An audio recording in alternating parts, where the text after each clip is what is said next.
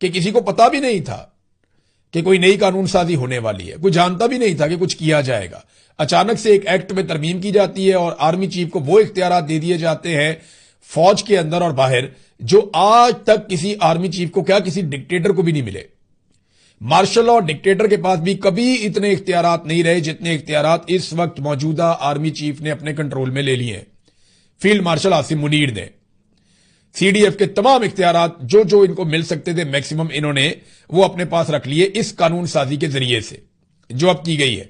तो अगर कहीं डील हुई है ना इस पूरे मामले में, इमरान खान साहब को रिलीफ की कहानी सुना के, तो वो सारी की सारी डील हुई है पीपल्स पार्टी और पीएमएलएन की जानिब से। और याद रखिएगा, जो वोट करने वाली जमातें हैं ना, उसमें पीपल्स पार्टी शामिल है।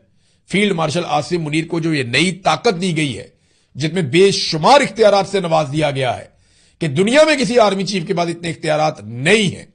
वन मैन शो चलेगा पाकिस्तान में। वो सारे के सारे इख्तियारात, स्याह और सफेद को कानूनी मालिक बनाने वाले इख्तियारात, वो पीपल्स पार्टी और पीएमएलएन दोनों ने मिलकर फील्ड मार्शल आसिम मुनीर को दिए। अगर कोई डील थी पसे पर्दा तो वो ये वाली डील थी।